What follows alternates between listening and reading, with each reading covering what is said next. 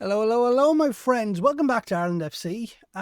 We here at the Dynamo, we are trying to get right to the point. A problem I've always had when I do these kind of videos is I'll just ramble incessant for about 20 minutes and then realize, oh God, I have to play a match. If you like those videos, let me know. If you want me to get more to the point, like I'm trying to do in the last episode and this episode, just comment, leave a like, just all those different things. We've come to you roughly halfway in the season. It is the 1st of January 2025. Football is still happening, so climate change is clearly a myth. Either that or football is just one of those things that can't be stopped. But another person who can't be stopped is Jordan Caffrey. He cannot be stopped from making assists, 13 all season. This boy is 18 years of age. He's the best. He's not really the best player at the club. He's damn close.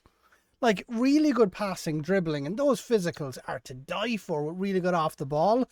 He's lethal down that right-hand side. 6 goals, 7 assists in the league in 21 appearances. Like, the main issue is he's getting tired. But, like, that's it. I've tied him down until 2027. So I am really, really, really excited about what we are going to do with Caffrey. And outside of that, he's linking up well with Brendan Mason. Because we kind of have this pivot of 4 players who come through our academy. Mason, Brendan Dillon, Joe, what is his name? I can't quite remember.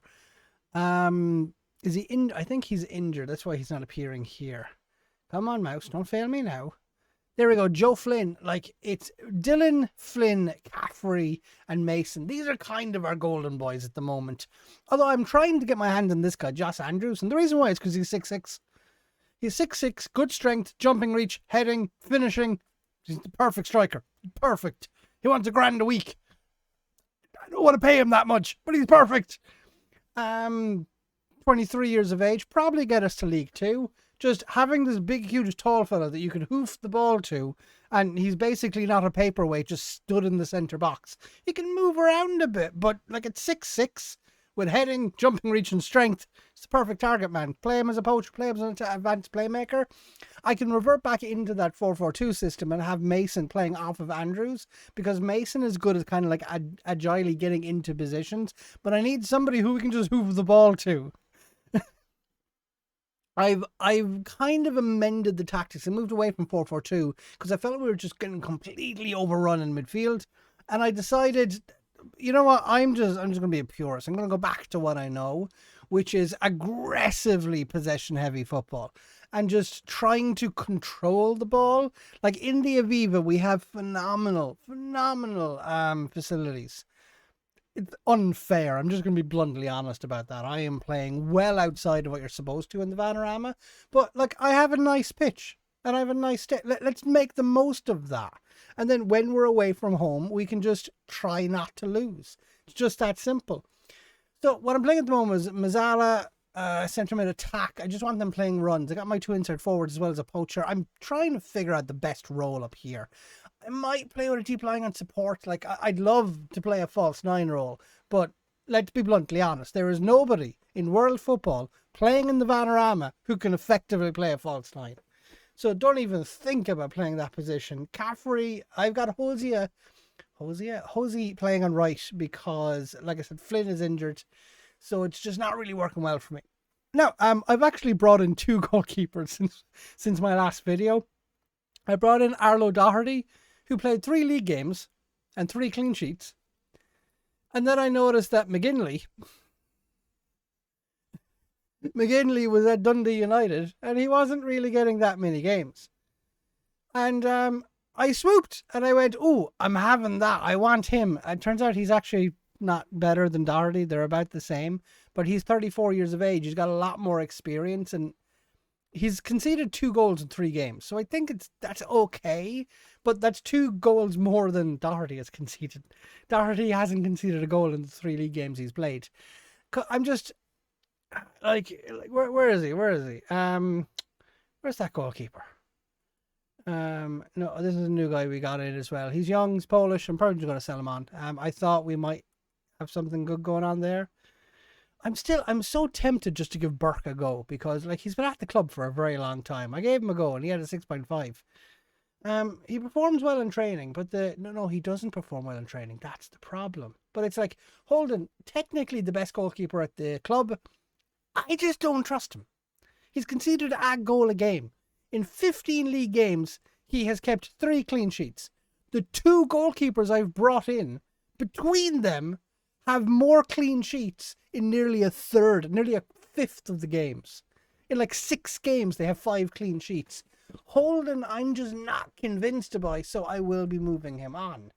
I'm gonna set him for termination and just like let him do his thing.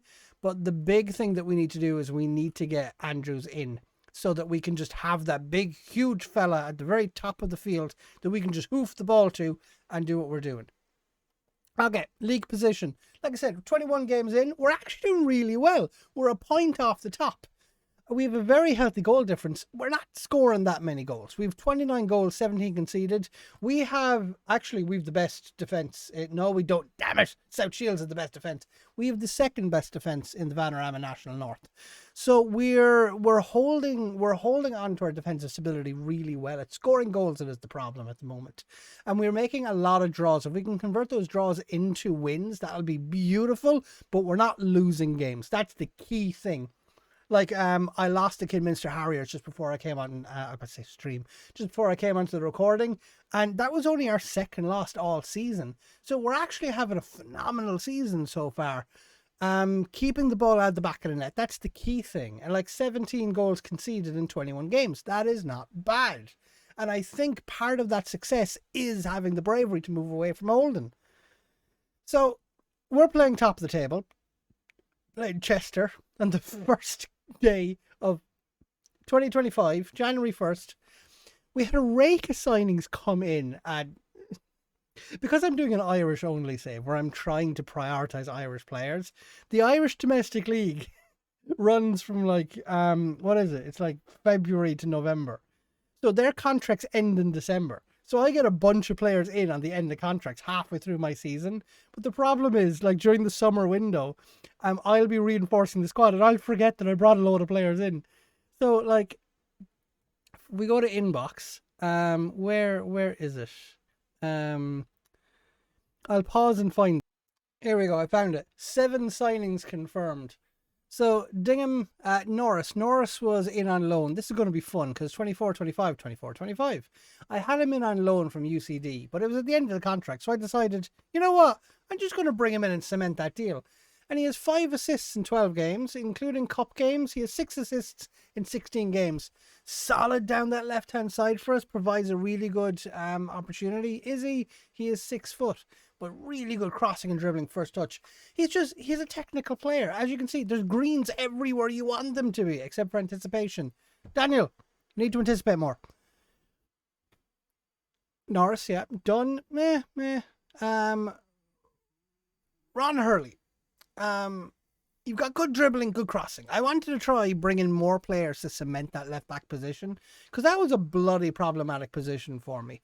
I've also brought in Kinsella Bishop just to give us a bit of options up front. He's by no means the best striker at the club. Like, he's not that far down the pecking order, actually. I thought he was going to be a lot further down. He's not going to improve, but what he has is really good physicals. So he's going to be able to just hold that ball and be really able for the pace of the game. And he wants to run with the ball, and he has good dribbling. So just look, if you're good at something, just keep doing it. Timlin, 30 years of age, on a free contract. He is incredibly versatile and he will be getting game time. I'm mainly going to play him through the middle, but he gives us an option on the left or the right. What he is, he's a beautiful player to have on the subs bench. So we need more players like that. So I have him in for that bit of experience, that bit of leadership. He has no leadership, but still he's 30 years of age. You know, we both know how this game works. He is going to give us a technical threat. What are you like? Free kick taking isn't bad. Corners aren't bad. You've got good long shots. You've got good passing. You've got good technique. Like, we need more players like him who can just do a job in midfield, have a bit of a workhorse to you, and just, I like the vision as well. So I'm running out of steam. So I'm going to stop faffing about and we're going to play a match. So, team selection. Norris, Timlin, Dylan. I'm trying to decide if I want you in a reduced to support or if I want you in a deep lying. Yeah, I want you in a deep lying. It's hard to tell. You know what? We'll play you deep lying defense and see what happens. We've got Caffrey. He's really, really tired. I would normally rest him, but I can't justify resting him for this game. It's too important. McGinley in goal. Let's bring what's happening now? Doherty. Doherty is the backup goalkeeper. We're going to have to let a lot of our goalkeepers go. I think we've five first team goalkeepers on the squad at the moment. They don't all have first team goalkeeper playing time agreed, but they're in the senior squad. So I'm going to have to do something about that. So, okay. Mason, that's fine. McCormack is my good backup striker. Hurley wingback. That's not bad at all. Sullivan, Norris. Yeah, I think we're good to go. Stanton, Walton, can you play that? Oh, you're not comfortable in that role. Timlin, can you play that role? Nope. Oof. Hoonihan, can you? Well, I guess we just hope that I don't need a backup defensive mid. Okay, let's get into this. Come on, let's just give them their... No. Okay. So, this game is important because there is a point between me and them. It's just... Oh, wait, why is that a black screen? There we go. So, there's a point between me and them. They've got their captain in between the sticks, so a bit of a Hugo Lloris going on there. But, like, ideally, whoops, wrong one. I hope that didn't affect them too badly. We need to win. That is really the case here. We need to win. There's a point between us, but they have a game in hand. So, they're still going to have a game in hand over us. But ideally, we need to close that gap. Because if they win, they have an opportunity to extend that lead again. Whereas if we win, they will, again, jump above us if they win. But keeping that gap as narrow as possible. That is the main thing to do here. Because if we beat them and they win, that is their game in hand, then it's back to a stalemate. There's 1 point between us. So, away, we're controlling this game somewhat. We've gotten more shots, more on target.